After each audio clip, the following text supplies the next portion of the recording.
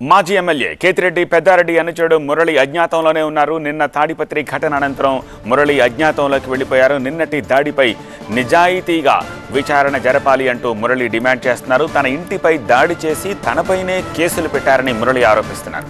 తనకు భద్రత కల్పించాలని 10 రోజుల క్రితమే తాను ఎస్పీని కోరానని కందిగోపుల మురళి అంటున్నారు. జేసీ అనుచరులు తన ఇంటిపై దాడి చేశారని వైసీపీ నేత మురళి ఆరోపిస్తున్నారు, కంప్లైంట్ చేస్తున్నారు. నీ తెలుగుదేశం పార్టీ కోసం సర్వము పోగొట్టుకున్న కుటుంబాలు మావి.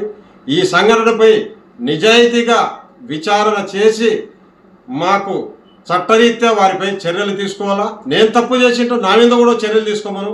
కానీ నేనే లాస్ అయ్యి ఏ తప్పు చేయకుండా తిరిగి నా మీదనే కేసులు పెట్టడము, నన్నే అన్యాయంగా రాత్రి 11 వరకు పోలీస్ స్టేషన్లు పెట్టుకోవడం జరిగింది. కాబట్టి దయచేసి ముఖ్యమంత్రి గారు, ఎస్పీ గారిని మీరు ఆదేశించండి. నిజాయితీగా నాకు పిల్లలు ఉన్నారు, జేసీ ప్రభాకర్ రెడ్డి కుటుంబానికి పిల్లలు ఉన్నారు.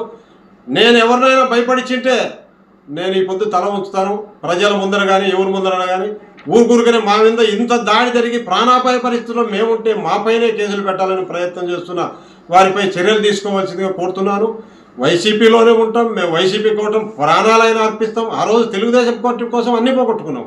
ఈరోజు కూడా జగనన్న కోసం ఎందాకైనా ఉంటాం. భయపడిస్తే ఊర్లో వదిలిపోయో వైసీపీని వదిలే పరిస్థితి లేదు. 10 రోజుల క్రితం కోసం కూడా ఎస్పీ గారిని కలిసి నా గన్మెన్ను తీసేశారు సార్. 12 సంవత్సరాలు ఉంటున్నారు. తిరిగి నా గన్మెన్ను కేటాయించండి సార్, నాకు రక్షణగా చాలా ఇబ్బందులు ఉన్నాయి, నాకు ప్రాణరక్షణ నాకు కరువైంది సార్ అని కూడా ఎస్పీ గారిని కూడా విన్నవించుకున్నాను. అయినా ఎక్కడ నాకు కనికరించిన పాపన పోలేదు.